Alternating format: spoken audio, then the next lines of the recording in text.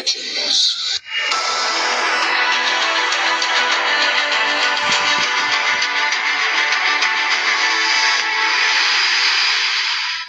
පය ගසන්නට භූමියක්, හුස්ම ගන්නට නිදහසක්, ඇවිද යන්නට ආඩම්බරයක් ඉතිරි කරමින් නිහඬව නික්ම ගිය ඔවුන් සදාකල් අපේ මතකය තුළ ජීවමානයි. අනෝරා වැසි ඇදහැළුණත් ඔවුන්ගේ පාසටහන් මේ භූමියෙන් කිසිදා මැකී නොයනු ඇත. යාපනය අරාලි තොඩුව එදා මෙදා තුර ලක් ඉතිහාසයේ රන්නකුරෙන් ලියවූ අභීත සෙම්පතියන් නිදන භූමියක්. උතුරු අරදත් ද්වීපය බේරා ගැනීමේ ඓතිහාසික ක්‍රියාන්විතය සැලසුම් කරමින් සිටියදී රුදුරු ත්‍රස්තවාදීන් විසින් නැට වූ අධිපීඩන බෝම්බයකට හසුවීමෙන් ලුතිනන්ට් ජෙනරාල් ඩැන්සිල් කොබ්‍රෑකඩුව ඇතුළු අභීත විරුවන් 10 දෙනෙකු මේ භූමියේදී සිය ප්‍රාණය වාතලයට මුසු කළා.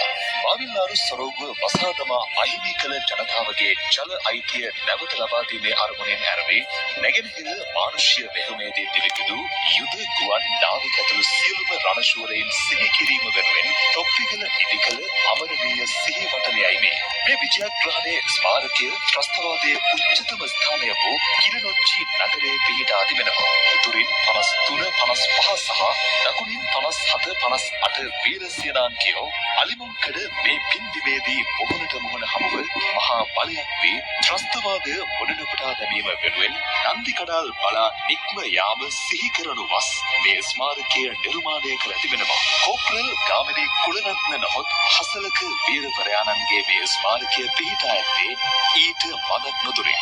ම්ලේච්ඡ ත්‍රස්තවාදී ප්‍රහාරයේදී සිය සගයින් අතර නොගොස් ඔවුන් සමගම මාතෘ භූමිය වෙනුවෙන් ප්‍රාණය දුන් කපිතාන් සාලිය අලදෙනිය ඇතුළු අභීත විරුවන් සිහි කරනු වස් කොකාවිල්හි ස්ථාපිත ස්මාරකයයි මේ.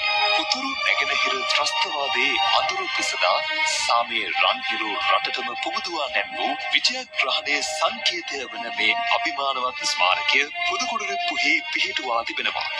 මේ වීරයින් නිදන භූමියක්. ඒ භූමියේ ඔබේ පාද ස්පර්ශය තබා යන්න. අභීත විරුවන් වෙනුවෙන් අපට කළ හැකි උත්තමාචාරය එයයි.